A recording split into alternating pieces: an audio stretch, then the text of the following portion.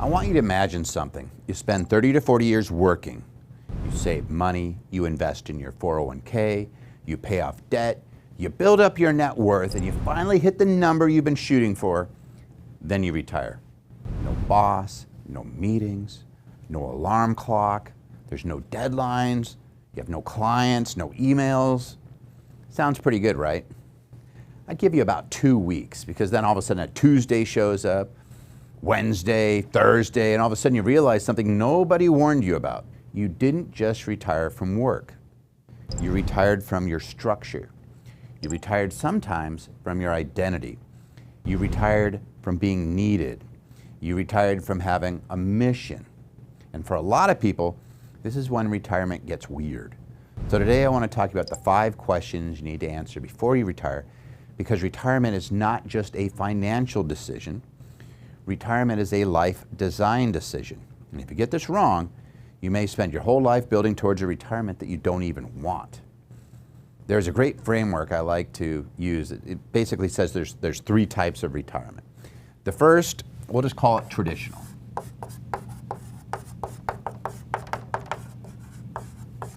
Traditional retirement. And this is the one everybody knows. You work full-time, 30, 40 years, then one day you stop.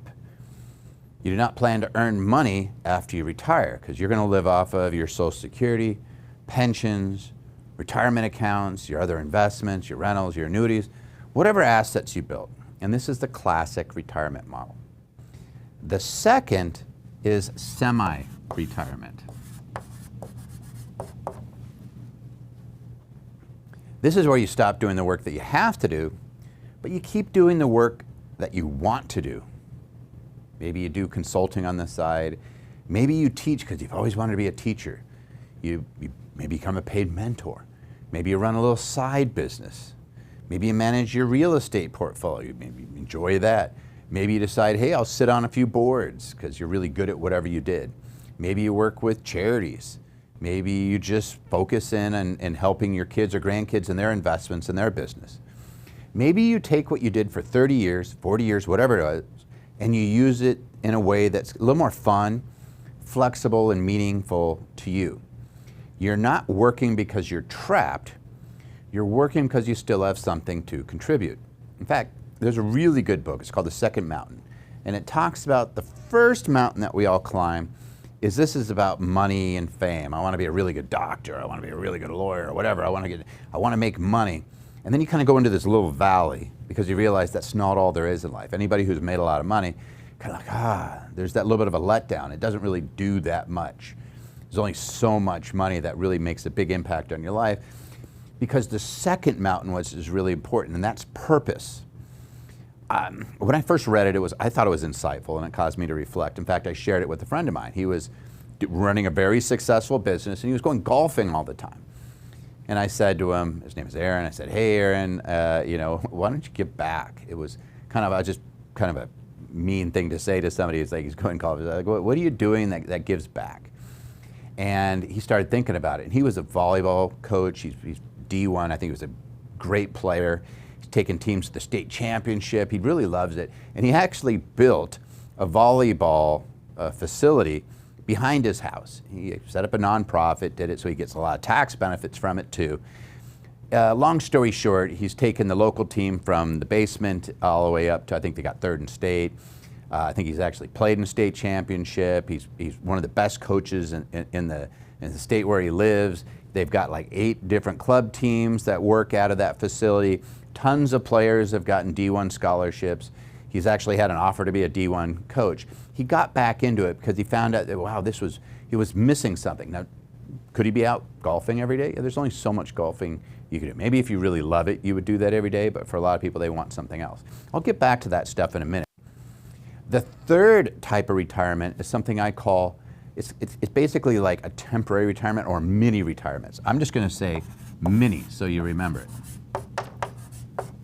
This is a series of retirements.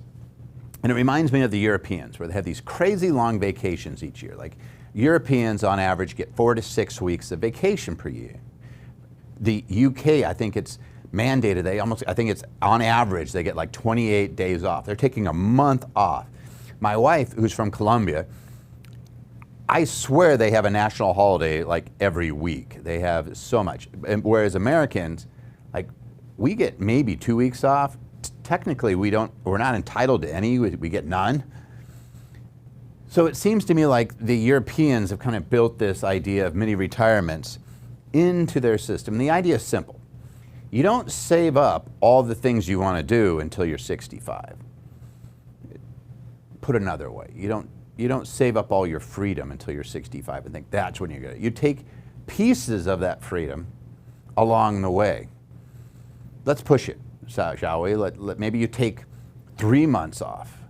Maybe you take 6 months off. Maybe take a year. A friend of mine at a very successful, prominent firm took a year off to travel with his wife. He called it a sabbatical. But it was a real game changer for him. He got a taste of what he wanted to do more of when he retired. And when he left, he felt very energized. He was looking forward to it now, and now he wants to retire more because he's getting a little taste of that when it's still fun for him. Maybe you leave one career, you reset, you do a bunch of travel, you spend time with your family, you get healthy, and then you come back and you do a different season of work. There's no rule book here. What I know is that many people wait too long. And you've watched this channel before, which I invite you to subscribe to.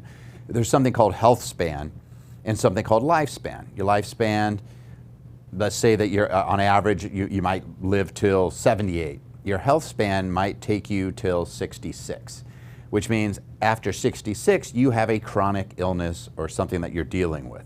So your health span was only 66, your lifespan is a lot longer, and that's usually when people retire. And so you can have a long life without your health. And if you've ever traveled to an exotic island, you've probably seen what I'm about to describe. There's some very unhealthy people sitting on the beach or around the pool, whatever, but they have a look of regret. They waited too long. They're on a beautiful beach, but their health is not allowing them to frolic in the water or to be active the way they thought they would be or the way they used to be. And they know they waited too long. And why? It's because most people are only planning for this one. Boy, I'm just going to save up for traditional retirement. But a lot of people that I talk to in my world, they really want this one, kind of that semi-retirement. Hey, they don't want to have to work, but they get stuck on that hamster wheel. And then there's a lot of people who would probably be happier with the third one. And it's the idea of having these little mini retirements along the way. Maybe it's a combination. But because nobody's really asking the right questions before they even think about this. Like, frankly, we don't think about it, right? We all get stuffed into this traditional. We all kind of like, hey, we work, we save, I'm gonna quit, we withdraw, then we die. Like, there's studies on, my dad worked at Boeing, and there was always this thing about like how long you last after you retire from there. It's because you lost, a lot of these people, their whole identity is tied up in their work, and then when they leave, they kind of spin. They don't know, like, they're not happy. And I say that's because they didn't have a plan. When you do that, that's really just a spreadsheet with a funeral at the end of the spreadsheet. And I'm going to do this, I'm going to work, and then I'm going to retire, and then I'm going to die. And I don't want that for you, because the goal is not to stop working. The goal is to become financially free enough that work becomes optional. And that's a very different thing. Forced work, to me, is prison. If you're forced to do something you don't want to do, that seems to me like that would be miserable. Chosen work is purpose. And this is where I want to bring in the idea of that second mountain again. The first mountain is really about, hey, I want to make sure that I have the, it's about achievement. I built my career, I built my business, you make the money, you buy the house, you raise the kids, you get the title, I'm a partner. You get the stuff, I got the big house, I got the really nice car. There's nothing wrong with the first mountain. You need the first mountain. You need to be responsible, you need to provide, you need to build, you need to create stability. But at some point, a lot of people, they're on that first mountain and they're looking around and they go, is this it? I won the game, but I don't really feel fulfilled. And that's where that second mountain comes in. I like to think of this as kind of the semi, right? The second mountain is not about accumulation now. It's about contribution. It's about how much can, I mean, it's not about how much can I get. A lot of times it turns out to be how much can I give. And it shifts from being status oriented to service oriented. It's not about proving yourself anymore. It's about using what you've learned to help other people. And this is where retirement can actually become very powerful for you. But only if you retire into something, not just away from something. And I've seen this with clients over and over again. You know, I had a client who was financially free on paper. He had the rentals, he had the brokerage accounts, he had the retirement accounts, he had a big net worth. He could have stopped working completely, but he didn't want to sit around. He loved teaching. So instead of retiring into nothing, he started mentoring young real estate investors. He wasn't doing it because he needed the money. No, he was doing it because he loved watching somebody avoid the mistakes that he had made.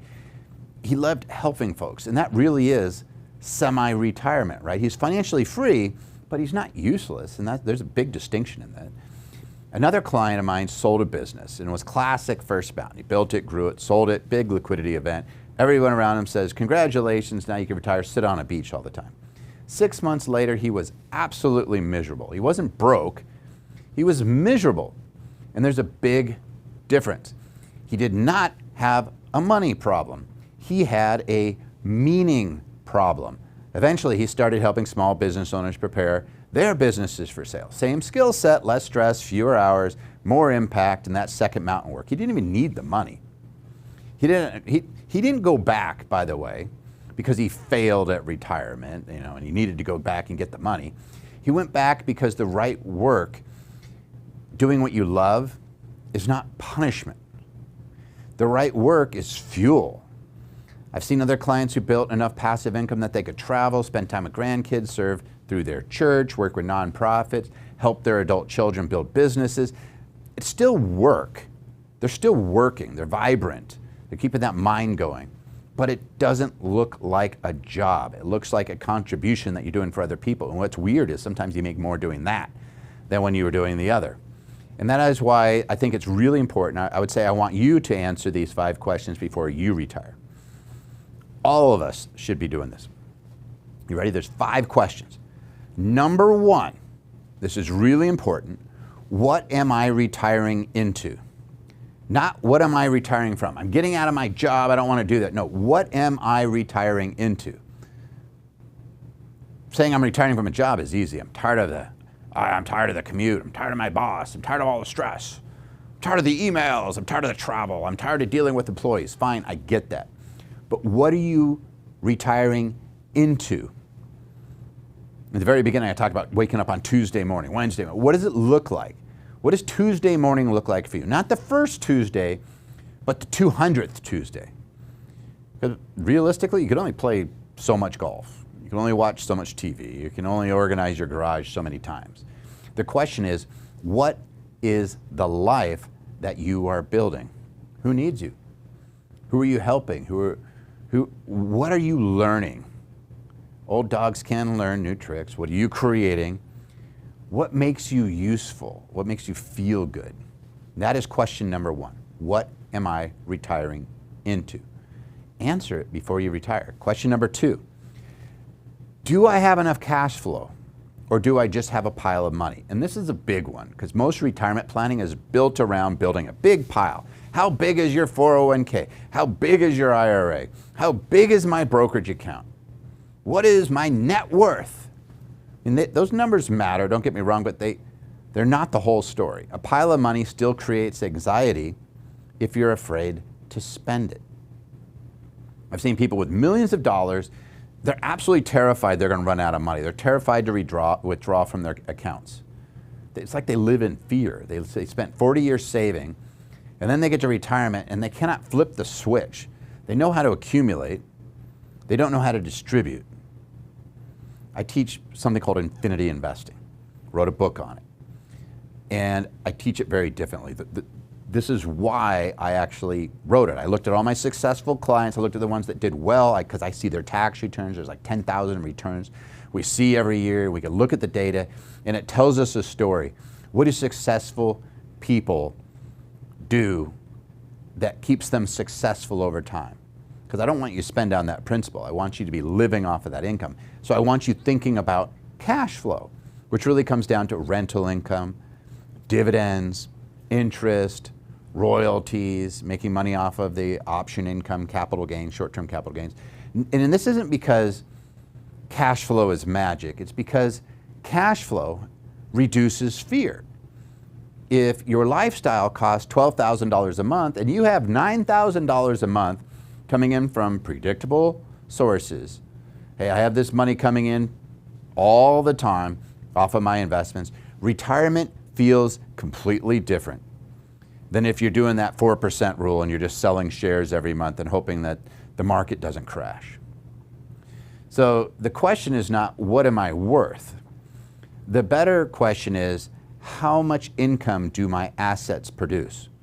Because net worth does not pay the electric bill unless you convert it. You have to sell it. Cash flow pays the electric bill. And I invite you, by the way, Infinity Investing, I will give you the book. It was an Amazon bestseller. It won a gold medal at the Global Book Awards. I'll give it to you absolutely free. All you have to do is go into the comments and type in free book, and we'll just send you a link and you can download it. Question number 3. Am I planning to work because I want to or because I have to? This is where people get into trouble. If I'm forced to work, there's a huge gap between what workers expect and what retirees actually do. A lot of workers say, I will just work throughout my retirement. What's weird is very few retirees actually do. Why is that?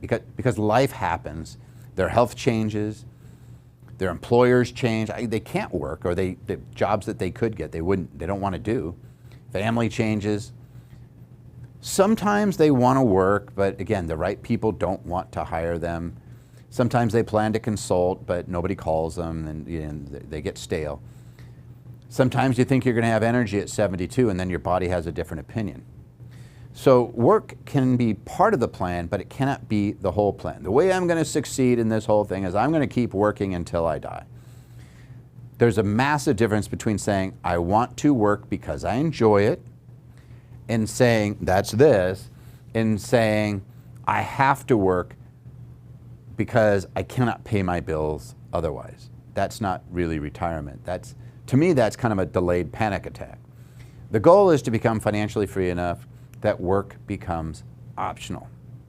I like working with people in retirement, especially if it's second mountain work. That's what you want. I love watching it when somebody who's on that first mountain and they're so happy and they're looking around going, what else is there? And they go into that second mountain where they start becoming a teacher, they start becoming a mentor, they start consulting for others, they start serving.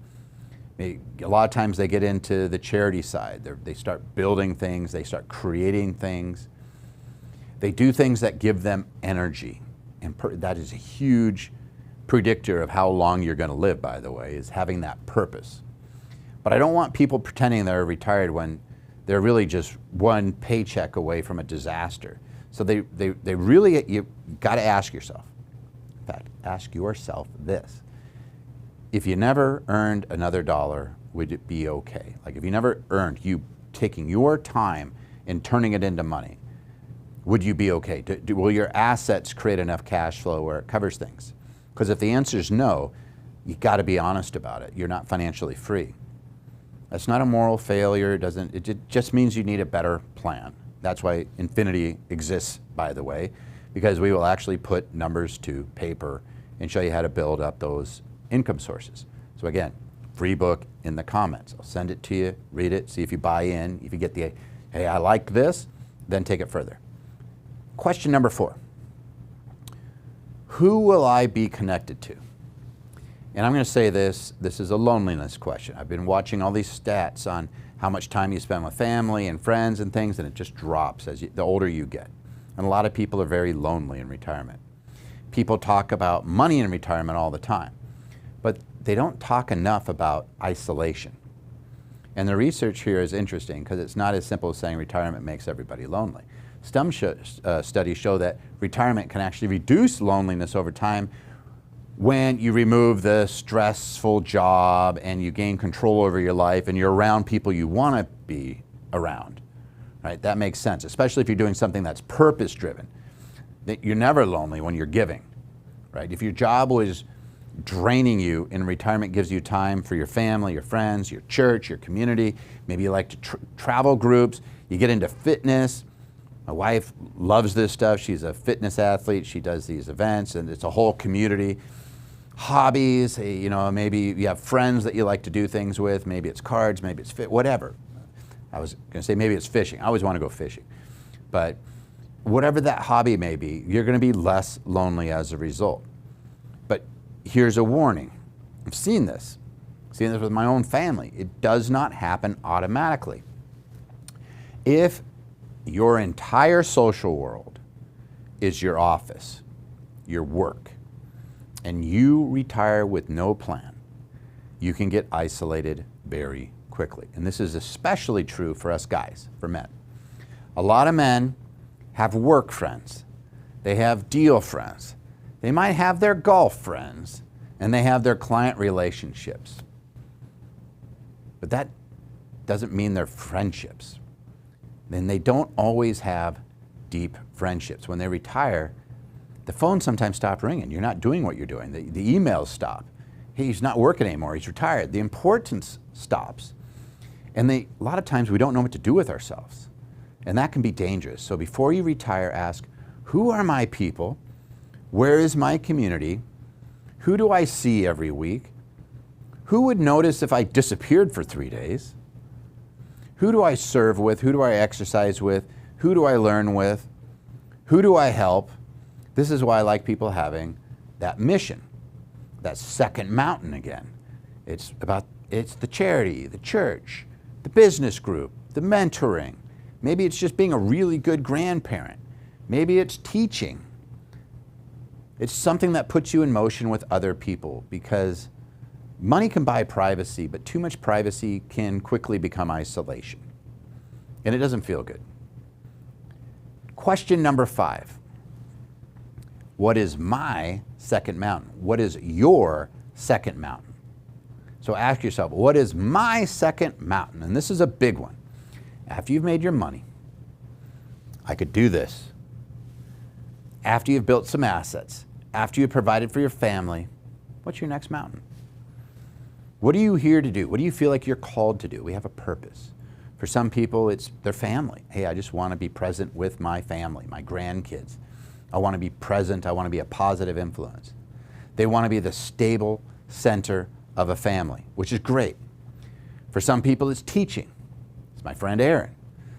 They want to take something that they've learned about and they want to share it with other people, or they want to share something that they've learned the hard way. I had a really good mentor, and he was always telling me about the stuff that he screwed up on. He goes, don't do this, don't do this.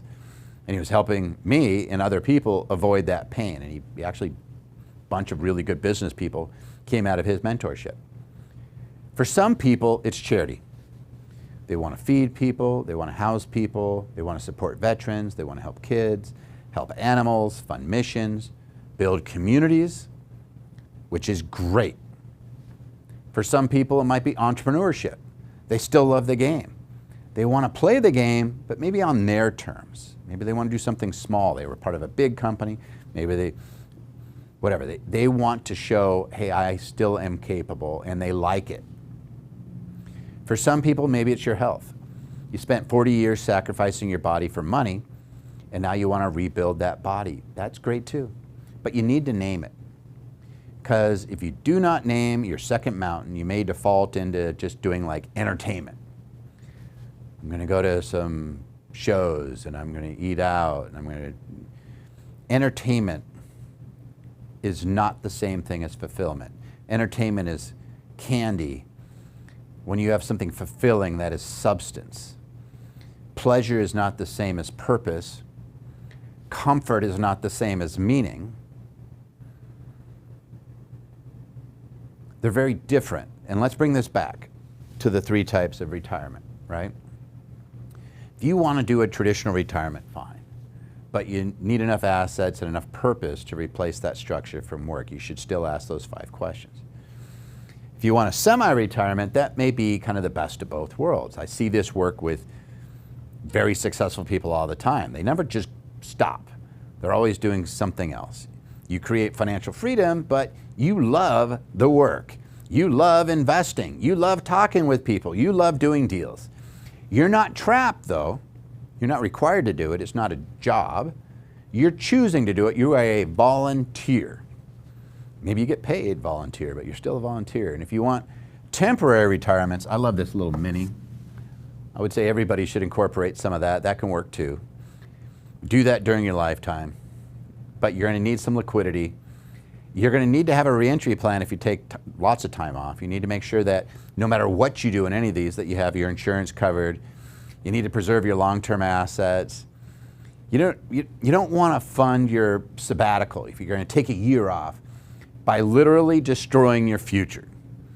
You want to be very cognizant of it. Again, when I teach Infinity, the whole idea is you have these perpetual income sources. You're building an income machine that's going to last beyond you, to your kids, your grandkids, your great-grandkids, and on, so on and so on. It's just a machine that just keeps producing it.